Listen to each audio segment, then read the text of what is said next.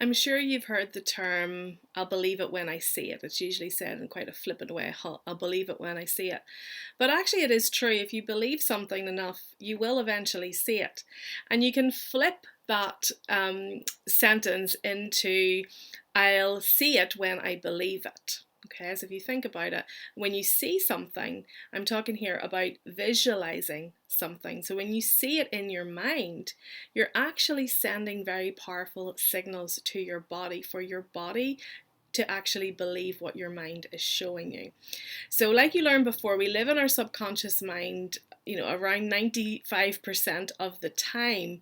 So, this visualization process is really helping to influence our subconscious mind because our subconscious mind doesn't know the difference between real events and imagined events.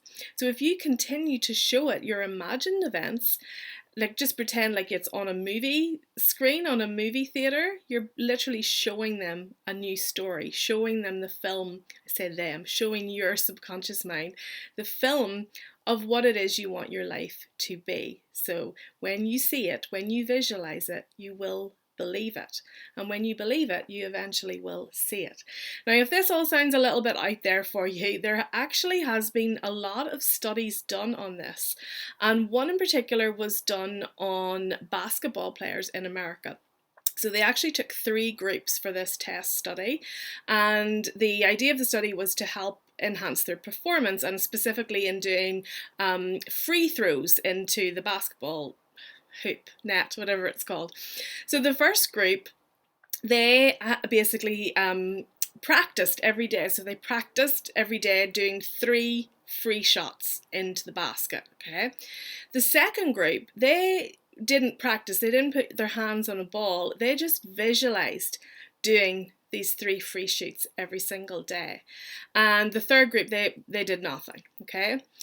So after a number of weeks, then this was analysed, and obviously the third group who did nothing had no change to their performance. But what was really interesting was that group 1, the one who physically practiced, and group 2, the one who just visualised shooting the hoops, both got exactly the same percentage increase in performance. I think it was like 25% their performance had increased. Exactly the same in both groups.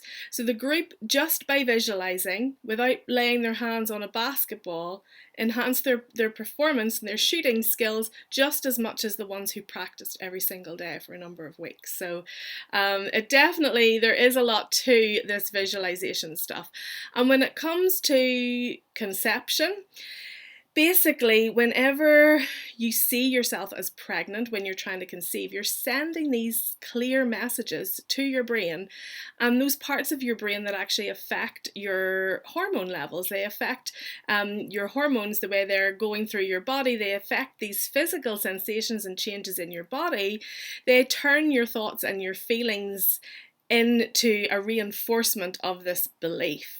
Okay? So, even if you think this is really out there, I would just like you to humour me with this. And I would just like you to try this for, ideally, again, 30 days is usually my key for all of these things. But even if you want to just do it for a couple of weeks, you will notice that you start to feel a little bit more calm and more relaxed about things. Because again, those hormones are actually having an effect on your stress levels, your cortisol levels, as you are imagining and visualizing this beautiful scenario every day of you being pregnant, of you having a baby, of your future together, as opposed to your maybe current state of mind, which is just worrying, oh, is this ever going to happen? Oh, there's my period again. Oh, I'm so stressed out with this. So that's the film that is playing in your mind now. That's what your unconscious mind is telling your body now, that you're in this state of stress.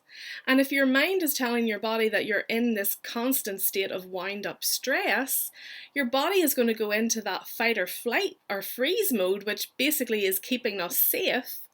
So we're designed the same way as we were when we were, cavemen and women. If a big bear or a lion is chasing us, our cortisol levels increase for good reason to help us to run away from the danger.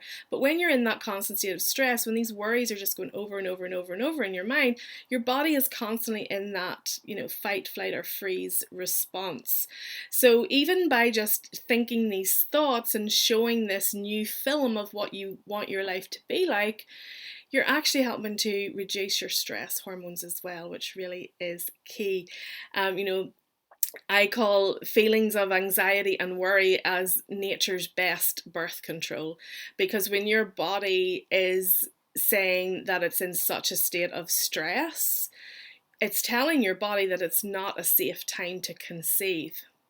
Same as if an animal was under attack out in the wild, they wouldn't be able to procreate as they were under attack, because their bodies would shut down that part of their system. They'd say, no, this is not a safe time. This is why so many animals in zoos can't procreate anymore, because they're in cages and they're under a lot of stress because they're not in their natural environment. So their reproductive system actually shuts down. And that can be what can happen to us as humans as well. And even I have so many clients that say to me, oh, but I don't feel stressed. But even if you don't feel stressed, you could be in this chronic state of stress that's actually just normal to you. And one of the great, you've already learned some great techniques on, like, say, the emotional release. That can help to lift your stress. Doing the temporal tapping can help to lift your stress.